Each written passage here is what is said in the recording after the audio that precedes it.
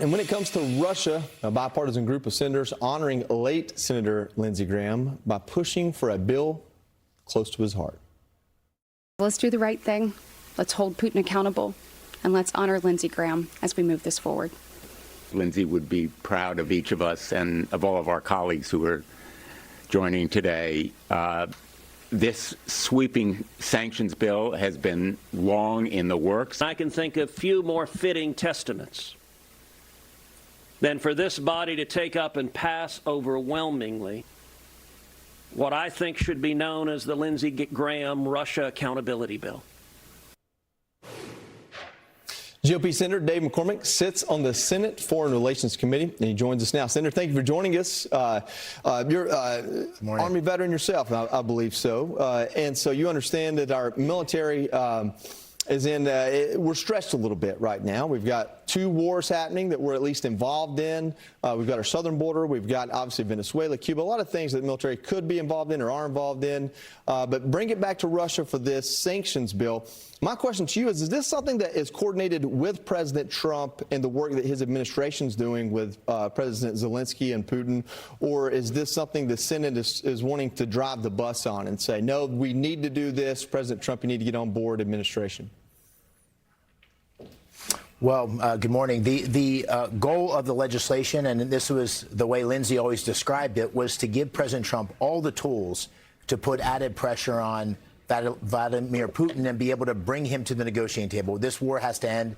President Trump has said that again and again. There is no more fierce of an advocate of America's role in the world and American strength than Lindsey, and he was a great supporter of the president. So he wanted the president to have all the tools to try to bring peace to a war that really needs to come to an end. But is it a tool that the president's asked for? Just understanding this administration, when they want to do a sanction or a tariff, they go do it, and then they come back and maybe negotiate with Congress to fortify it.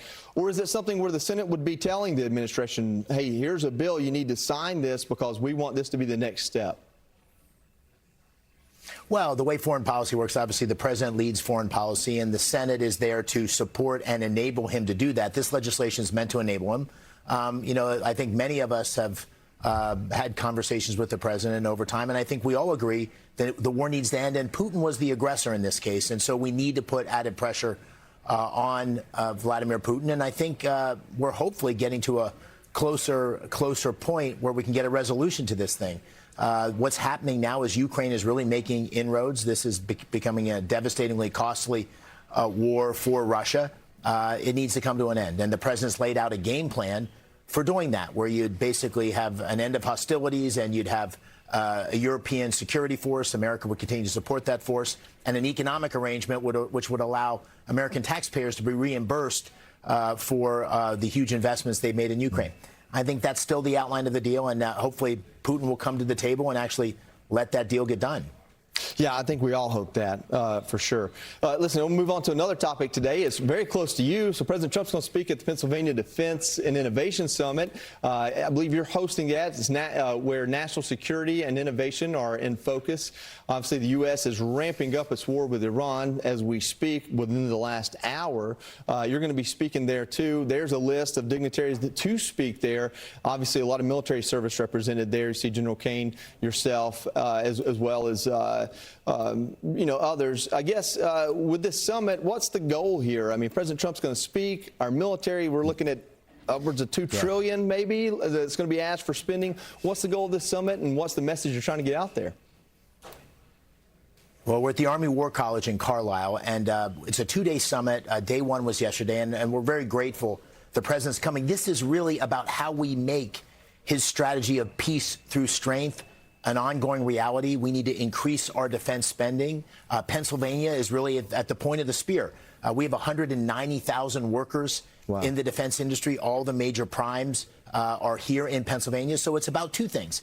It's about rebuilding our defense industrial base, like shipbuilding, the Philadelphia shipyard, where Hanwha is going to go from 1 ship a year to 20.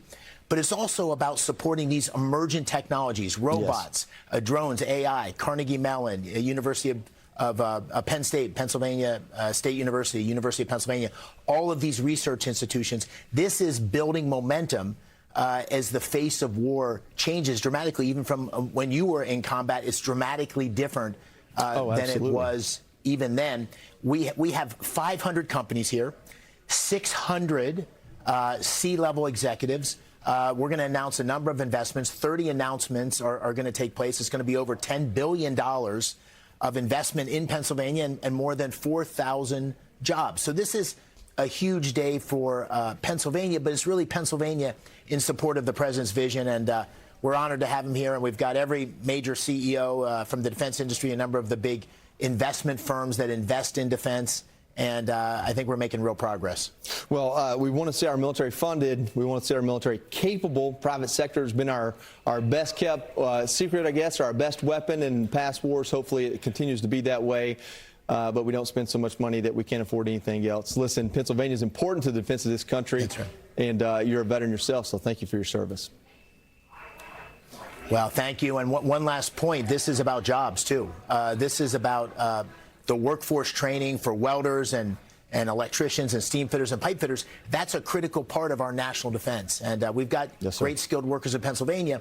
But this is all about the right combination of people at the table. The change is needed. President Trump and Secretary Hegseth have been driving that change. But the change is needed to make sure we remain the most potent, devastatingly effective military in the world. One focused on killing the enemy, as our Secretary of War would say. Senator Dave McCormick, thank you for joining us.